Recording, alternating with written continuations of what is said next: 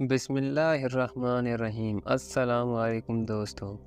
प्यारे दोस्तों, आज की इस वीडियो में हम आपको बताएंगे कि हज़रत इमाम हुसैन रज़ियल्लाहु ताला अन्हु ने जिस शेर को पाला था, जिसका नाम अबुल हारिस था, वो कहाँ से आया था और आज़ाद हुआ वो शेर 10 मुहर्रम को हज़रत इमाम हुसैन की शहादत के बाद पहुंचा और उसने फ़ौज यज़ीद के साथ क्या किया। प्यारे दोस्तों, इमाम हुसैन रज़ियल्लाहु ताला अन्हु ने बचपन से ही एक शेर पाल रखा था जिसका नाम अबुल हारिस था।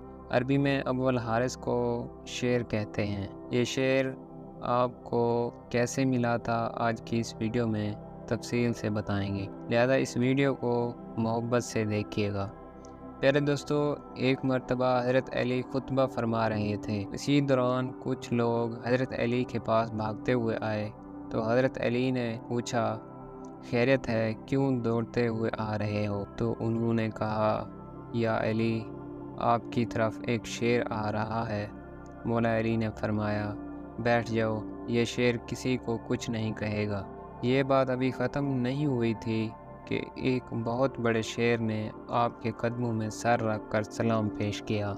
उसके बाद शेर ने अपना चंद माह का बच्चा हज़रत अली की खिदमत में पेश किया। शेर ने अपनी ज़ुबान में आप सलाम से कहा कि मैं इस बच्चे का बाप नहीं बल्कि इस बच्चे की माँ हूँ। उसका बाप मर चुका है। उस शेरनी ने मौला अली से कहा कि मैं चाहती हूँ ये बच्चा पल कर जवान हो जाए और महफूज भी रहे। प्यारे दोस्तों, मौला अली शेर खुदा ने फरमाया कि मुतमईन होकर चली जाओ, मुझे अली का वादा है इसे यतीमी का एहसास नहीं होगा। ये बच्चा उसको दूंगा जो यतीमों की परवरिश कर सकता हो। उस शेरनी ने कहा, मौला वो कौन है जो हैवानों को भी यतीमी का एहसास नहीं होने देता? मौला अली ने फरमाया कि मेरा एक बेटा है जिसका नाम हुसैन है। यतीमों की इससे ज़्यादा परवरिश करता कोई नहीं। फिर हज़रत अली ने हज़रत इमाम हुसैन को आवाज़ दी और कहा कि ऐ बेटे, इस शेर के बच्चे को ले जाओ।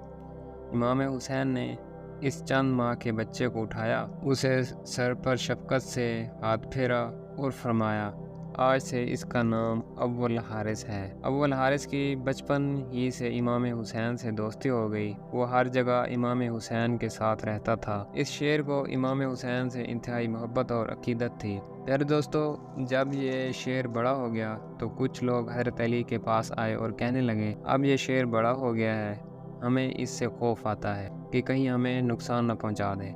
हज़रत अली घर तशरीफ़ लाए और इमाम हुसैन से फरमाने लगे, बेटा, मैं नहीं कह रहा, ये अरब के लोग कह रहे हैं कि अब अबुल हारिस जवान हो चुका है, अब हमें इससे डर लगता है।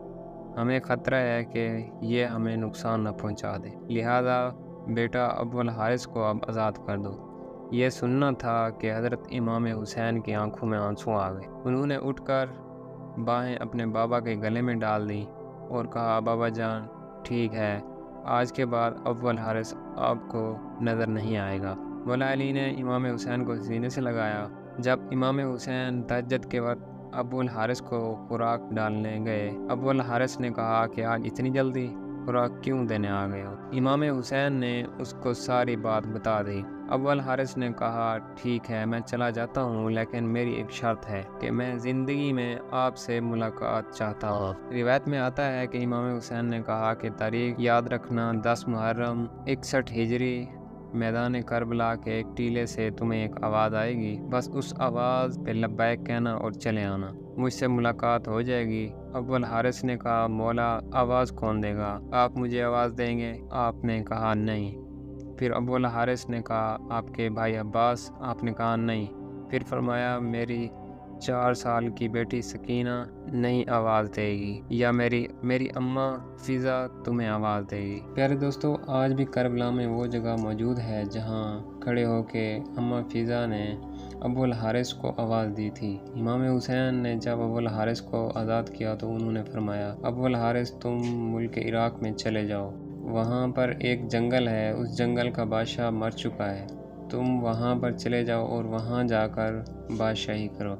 प्यारे दोस्तों, यूं ही इमाम हुसैन का हुक्म मानकर अबुल हारिस मदीने से चला गया। प्यारे दोस्तों, जब इमाम हुसैन शहीद हुए थे تو امام حسین کی شہادت کے بعد عمر بن سعد لعین کا حکم تھا کہ امام حسین کی لاش پر گھوڑے دوڑائے جائیں اور لاش مبارک کو پامال کیا جائے۔ یہ آواز سن کر اہل حرم میں قیامت برپا ہو گئی۔ جیسے ہی فوج یزید میں یہ اعلان ہوا تو بی بی فضا حضرت زینب کے پاس آئیں اور کہنے لگیں، اے میری پاک سیدہ، رسول اللہ صلی اللہ علیہ وسلم کے ایک صحابی تھے جو سمندر میں سفر کر رہے تھے، اس کی کشتی ٹوٹ گئی اور وہ کشتی کے تختے کا سہارا لے کر ایک جزیرے پر پہنچے۔ اس ویران جزیرے میں انہوں نے ایک شیر کو دیکھا۔ صحابی نے شیر کو دیکھا اور کہا کہ مجھے اذیت مت دینا کیونکہ میں رسول خدا کا غلام ہوں۔ جیسے ہی شیر نے اس صحابی کی بات سنی، اسے نقصان پہنچانے کی بجائے سیدھا راستے پر لے گیا۔ بی بی فضا نے فرمایا، اے میری پاک سیدہ، اس علاقے میں بھی ایک شیر رہتا ہے، اجازت دیجیے میں اس شیر کے پاس جا کر اسے بلاتی ہوں اور ظالموں کے ارادوں کے بارے میں آگاہ کرتی ہوں۔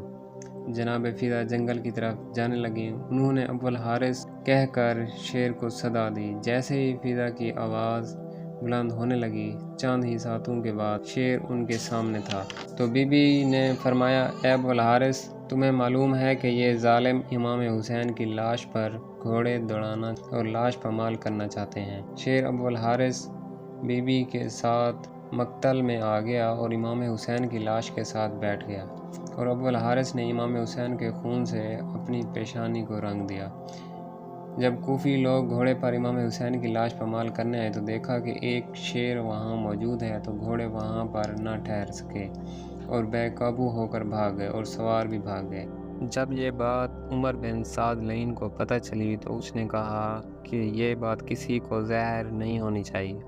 بی بی فضا نے شیر کے آنے کی خبر سیدہ زینب کو بتایا اور اس طرح امام حسین رضی اللہ تعالیٰ عنہ کی لاش پامال ہونے سے بچ گئی۔